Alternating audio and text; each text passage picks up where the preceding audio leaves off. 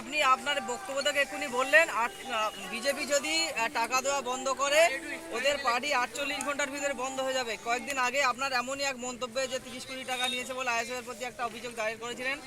সেই মর্মে বিধায়ক নওশাদ সিদ্দিকী বলছে আইনের বেড়ি দিয়ে আপনাকে বেঁধে কোর্টে 19 তারিখে তোলা হবে, এরকম একটা কথা বলেছেন, কি বলবেন? এটা তো কারো বাপের নয়, এটাকে প্রথম মাথা রাখতে হবে।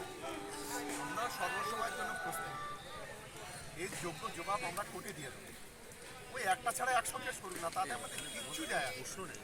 ওর ওইটুকু আছে, হাইকোর্ট দেখিয়ে দশকোট দেখিয়ে আর কতদিন ভয় দেখাবো, এদিন শেষ হয়ে গেছে। আমরা তৃণমূল কংগ্রেসের প্রতি ওর মনে রাখা উচিত, এর সুদে আসলে কড়াই ঘন্টায় কীভাবে জবাব দিতে হয়, কীভাবে দিতে হয় আমরা জানি। তাহলে এই ধরনের কথা বলে আর বাজার গরম করে খুব বেশি লাভ নেই।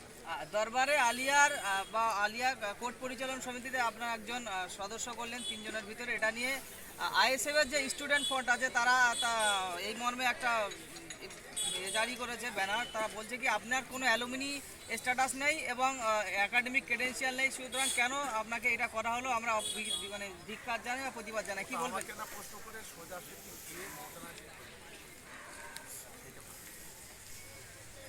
হুমায়ুন কবির একটা বক্তব্যে বললেন কি আপনার সওগাতমোলা এলাকায় প্রার্থী দেবো না ভাবছিলাম, আবার আমার ওখান থেকে ফোন করে অনেকে বলছে যার কারণে আমি প্রার্থী দেবো, কি বলবেন এটা নিয়ে?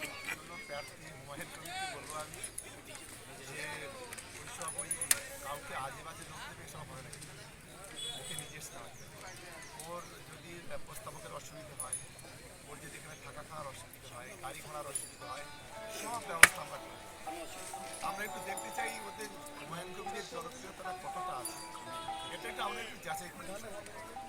ফলে ও একজন বিরোধী হলেও ওকে সব ধরনের সহযোগিতা করবো, কিন্তু আমার এগেনস্টে ওকে দাঁড়াতে হবে।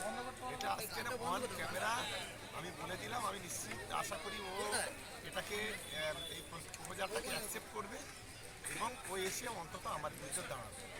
তবে আমি বলবো ওকে বাপের বেটা, যে তাইলেই ওকে ধন্যবাদ জানাবো।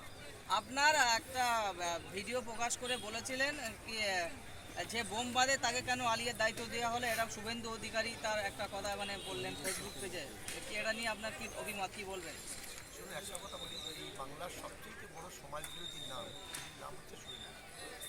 আমি অন ক্যামেরা বলি, ও যতদিন আমাদের দলে ছিল দিদিকে ব্ল্যাকমেল করে একটা ভয়ঙ্কর পরিস্থিতি তৈরি করেছে এবং পরবর্তীকালে নিজে বাঁচার জন্য বিজেপির পায়ে পড়েছিল।